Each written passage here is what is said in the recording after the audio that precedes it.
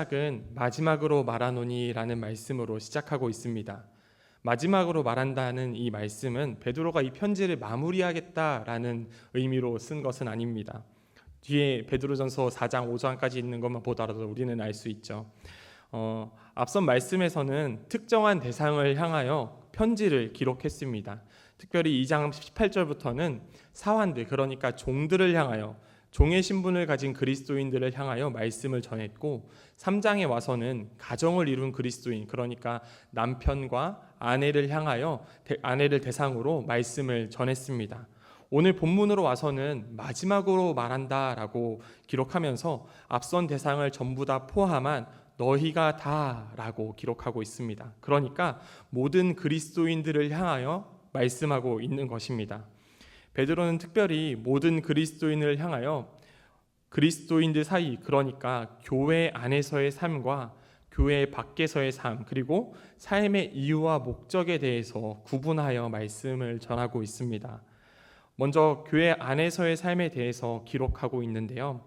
여기에서 베드로는 그리스도인들이 지켜야 할 5가지 덕목에 대해서 미덕을 제시하고 있습니다.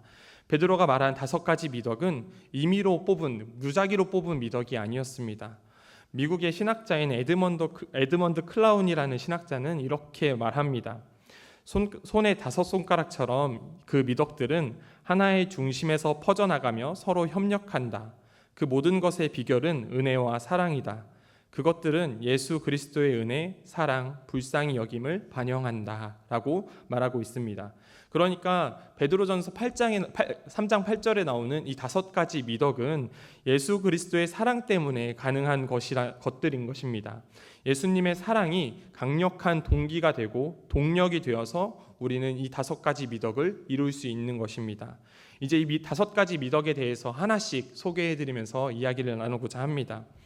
첫 번째는 마음을 같이 하라라는 것입니다. 이것은 무언가를 결정할 때 모두가 다 똑같은 의견을 내라라는 의미가 절대 아니죠. 교회에서 사역을 하다 보면은 여성교회 분들이 많이 계시니까 주방에서 사역하시는 걸 조금 예를 들어보겠습니다. 주방에서 설거지를 하면은 설거지하는 방법도 2사람이 모이면 2사람이 조금씩 다르지 않습니까? 그리고 10사람이 모이면 10사람 모두 조금씩 다른 모습을 우리는 볼 수 있습니다. 그리고 음식을 할 때도 지역에 따라서, 그리고 가정이 자란 환경에 따라서 레시피가 조금씩 달라서 이거 요리할 때는 이렇게 해야 돼, 이렇게 해야 돼, 이렇게 해야 돼, 사공이 참 많은 것을 느낄 수 있습니다. 그래서 우리는 한 사람이 주도적으로 이끌어가고 그 사람을 따라서 보조하는 역할을 주로 하곤 하죠. 이처럼 사람들이 모인 곳에는 굉장히 다른 여러 가지 생각이 존재합니다. 그렇다면 이 마음을 같이 하라라는 것은 무슨 말일까요?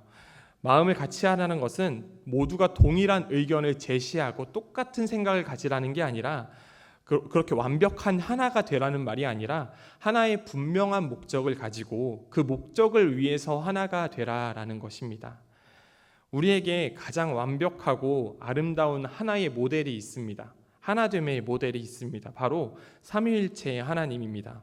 아버지 하나님과 성자 하나님, 그리고 성령 하나님은 각자 독립적으로 완벽하시고 각자 주권과 성품을 가지고 계십니다. 그러나 하나의 뜻을 위해 세 분이 완벽하게 연합을 이루는 모습을 우리는 볼 수 있습니다. 예수께서는 붙잡히시기 전에 마지막 날 기도하실 때 이렇게 연합에 대하여 언급하십니다. 요한복음 17장 22절 말씀인데요. 우리 함께 읽어보도록 하겠습니다. 함께 읽습니다. 시작. 내게 주신 영광을 내가 그들에게 주었사오니 이는 우리가 하나 된 것 같이 그들도 하나가 되게 하려 함이니이다. 아멘. 예수님은 하나님께서 연합을 이루신 것과 같이 우리도, 구원을 받은 우리도 하나 되기를 원하시는 것입니다. 아멘. 두 번째 미덕은 바로 동정입니다. 동정은 쉽게 말해서 공감한다라는 것입니다. 성도님들, 제가 어떤 말을 한번 드릴 텐데요. 이 말을 듣고 어떤 생각이 떠오르시는지 한번 생각해 보시길 바랍니다. 제가 어제 속상해서 빵을 사 먹었습니다. 제가 어제 속상해서 빵을 사 먹었는데 이 말을 들었을 때 혹시 어떤 생각이 떠오르세요? 불쌍한 생각이 떠오르시고, 한때 SNS에서 굉장히 유행했던 말이에요. 이 말을 들었을 때 두 부류의 사람들이 있다고 합니다. 한 부류는 속상해서 빵을 사 먹었어 라는 말을 들었을 때 왜 속상한데? 무슨 일 있었어? 하면서 이 속상한 일에 대해서 초점을 맞추고 이 속상한 일에 대해서 공감을 해주길 원한다고 합니다. 그런데 다른 부류는 어떤 부류가 있냐면 무슨 빵 먹었어? 아니면 속상한데 왜 빵을 먹어? 이런 반응을 빵에 대해서 초점을 맞춰가지고 말을 한다고 합니다. 이런 두 부류의 사람들이 있다고 하죠. 오늘 말씀에서는 공감하라, 동정하라 라고 말씀하고 있습니다. 이 동정하라 라는 말씀은 누군가가 아프고 슬퍼하면은 같이 아파하고 같이 슬퍼하라 라는 말씀입니다. 히브리서 말씀에는 예수님께서 우리를 공감하고 계시다라고 말씀해주고 있습니다. 우리 함께 히브리서 4장 15절 말씀 읽어보도록 하겠습니다. 시작.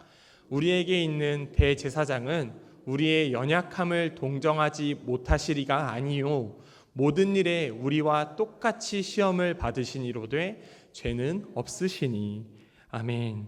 예수께서는 우리의 연약함을 동정하신다고 말씀하고 있습니다.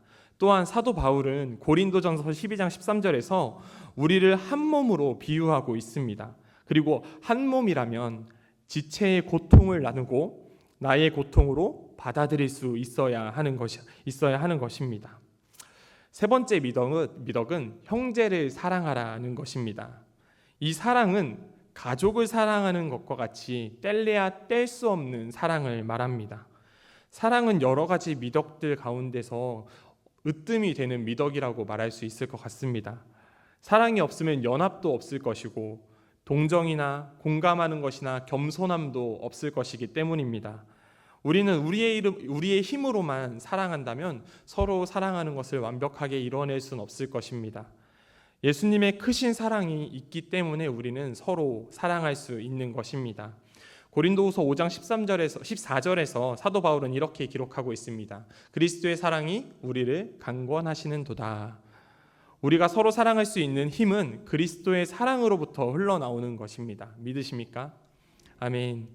네 번째는 불쌍히 여기는 것으로 자비로운, 인정 많은 이라는 의미를 가지고 있습니다. 그런데 이 단어는 에베소서 4장 32절에서도 사용되고 있는데요. 우리 함께 에베소서 4장 32절 말씀 읽어보도록 하겠습니다. 시작. 서로 친절하게 하며 불쌍히 여기며 서로 용서하기를 하나님이 그리스도 안에서 너희를 용서하심과 같이 하라. 아멘. 에베소서에서도 불쌍히 여기며 라는 말씀이 나옵니다. 에베소서는 친절하게 하며 그리고 서로 용서하기를과 함께 쓰이면서 용서를 조금 초점을 맞춰서 말씀을 하고 있습니다. 그렇기 때문에 이것을 보면은 불쌍히 여기는 이 미덕은 용서하는 데 있어서 필수적인 미덕임을 우리는 생각해 볼 수 있습니다.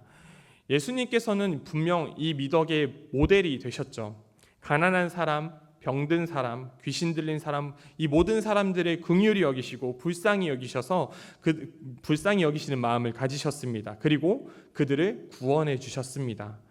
교회 안에서는 나에게 참 해를 가하는 사람들이 많습니다. 안타깝게도 교회 안에서도 불화가 일어나고 교회 안에서도 나에게 아픔을 끼치고 나에게 상처를 주는 이들이 있음을 우리는 신앙생활을 하면서 볼 수 있습니다. 그런 경험을 하다 보면은 나는 그 사람과 함께하고 싶지 않고 내가 어울리고 싶은 사람들도 있고 여러 가지 부류가 만들어지는 것 같습니다.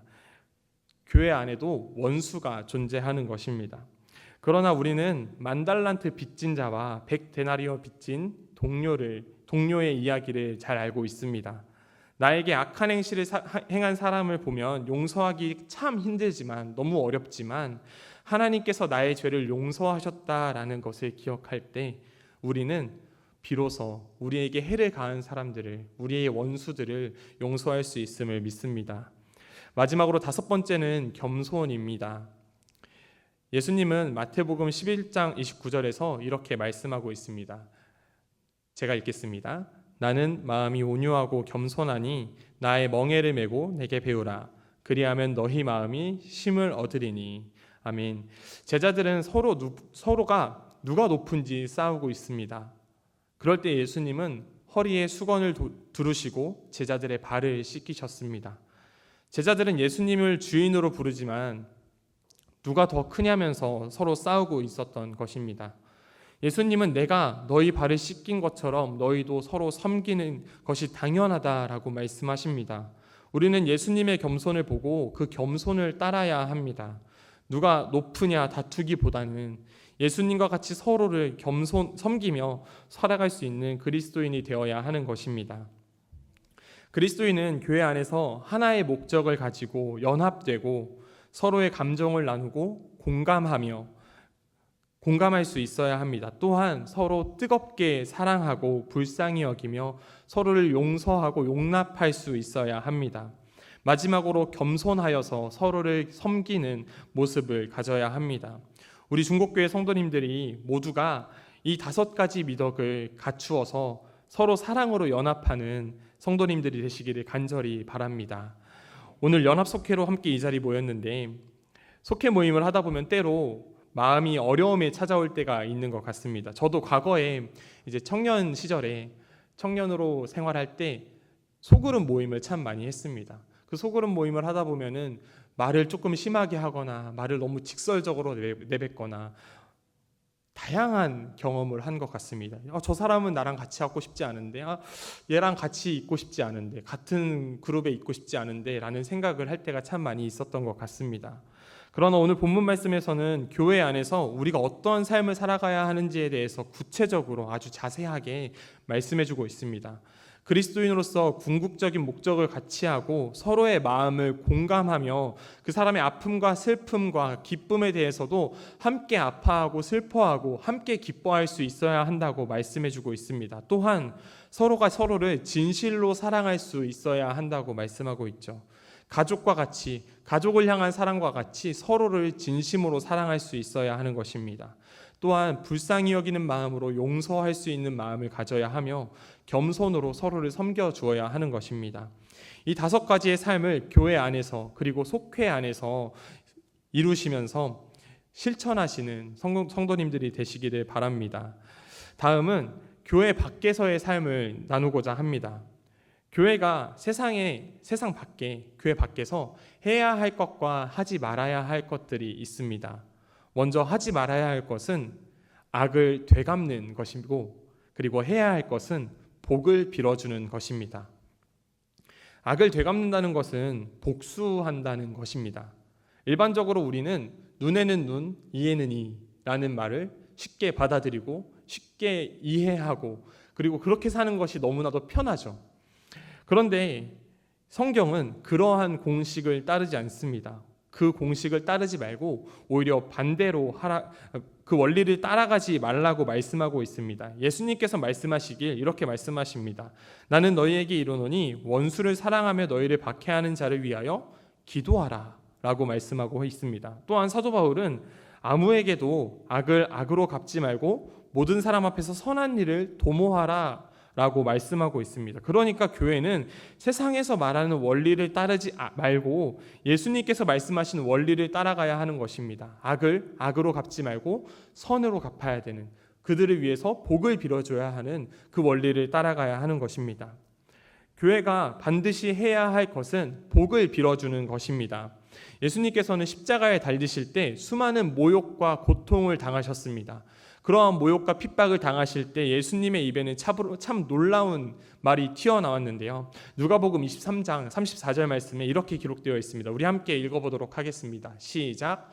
이에 예수께서 이르시되 아버지 저들을 사하여 주옵소서 자기들이 하는 것을 알지 못함이니이다 하시더라. 아멘. 예수께서는 온갖 모욕을 당하셨는데 그들을 위해서 복을 빌어주는, 그들을 위해서 오히려 하나님께 기도하는 모습을 보이셨습니다. 베드로전서 2장 23절 말씀에 보면 예수님께서는 욕을 당하셨으나 맞대어 욕하진 않으셨고 고난을 당하셨으나 도리어 위협하지 않으셨습니다. 또한 오직 공의로 심판하시는 하나님께 부탁하시면서 예수님 당신을 모욕한 이들을 위하여 복을 빌어주셨습니다. 우리는 정의와 공의로 심판하시는 하나님을 신뢰하며 우리를 욕하고 우리에게 악행하는 사람들을 향하여 복을 빌어줄 수 있어야 합니다. 로마서 12장 19절 말씀에는 이렇게 기록하고 있습니다. 우리 함께 읽어보도록 하겠습니다. 시작. 내 사랑하는 자들아, 너희가 친히 원수를 갚지 말고 하나님의 진노하심에 맡기라.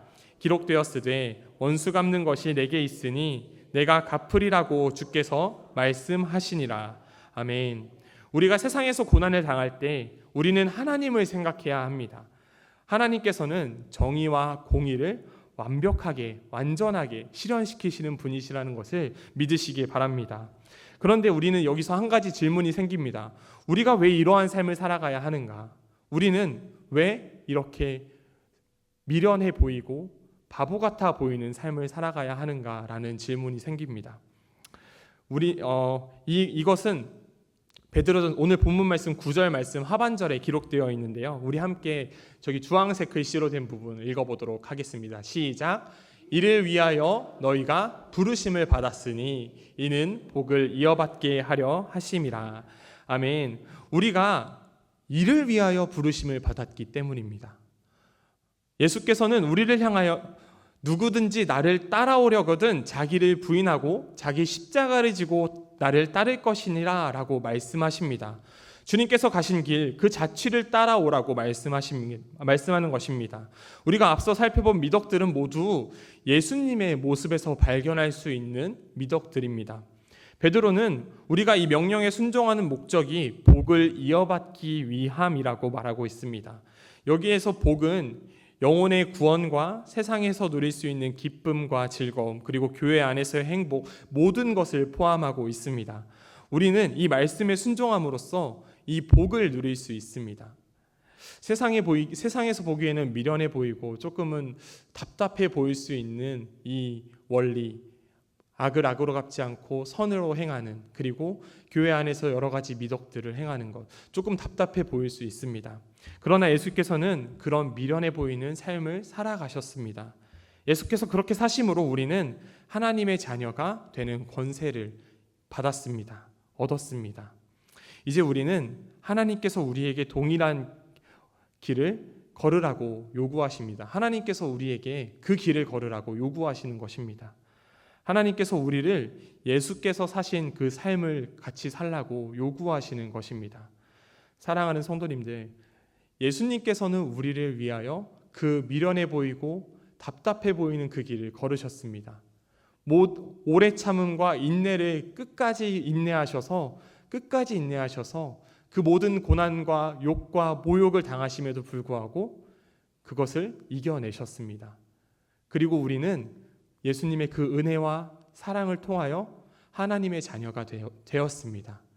그 은혜를 받은 자로서 우리는 예수님의 길을 함께 걸어가길 바랍니다. 예수께서 걸어가신 그 자취를 따라 그 길을 함께 걸어가는 저와 중국교회 모든 성도님들이 되시기를 간절히 소원합니다. 기도하겠습니다.